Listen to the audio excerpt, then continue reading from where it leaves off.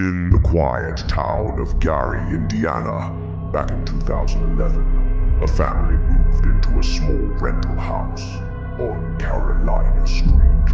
At first glance, it was just an old, worn-out home. Nothing special, but what happened inside those walls would later become one of the most documented haunting cases in modern history.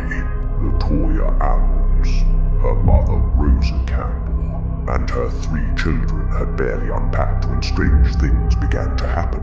At night, they heard footsteps coming from the basement, slow and deliberate, as if someone was walking in circles below them. Doors creaked open without reason. The air felt thick, heavy, almost alive.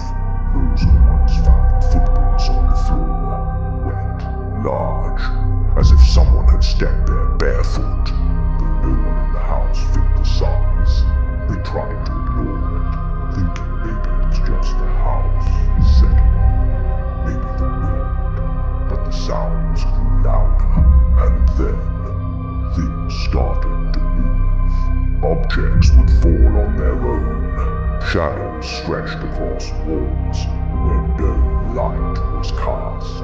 Latoya would wake up in the middle of the night to the sound of whispering, soft, close, like someone speaking directly into her ear. Her children began to complain of nightmares, saying they could see dark figures standing near their beds.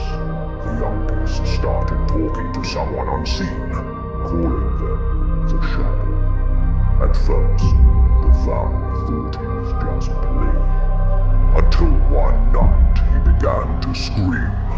When Rosa rushed into the room, she found him levitating, his body hanging in the air for several seconds before dropping to the bed. They prayed, cried, called for help. Priests, doctors, police. No one could explain what was happening.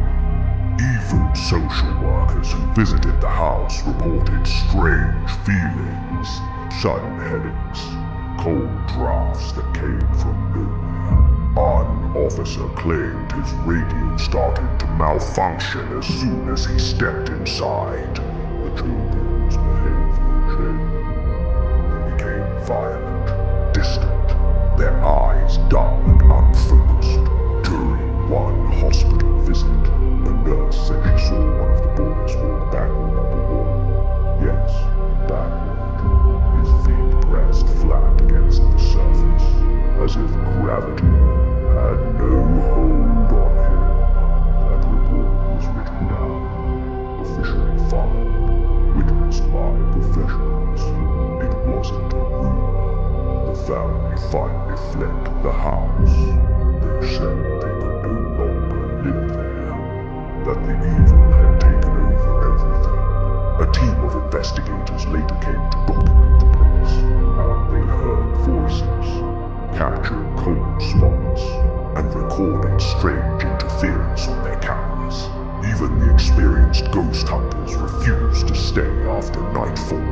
In 2016, the house was demolished, its remains buried as if to erase the nightmare forever. But some say the land still carries something dark, something that doesn't rest. The story of the Ammons haunting isn't just a ghost tale. It's a record of fear, of faith, and of the thin line between the living and the unseen. Whether you believe it or not, one truth remains. For those who lived inside that house, the horror was real, and it never truly left.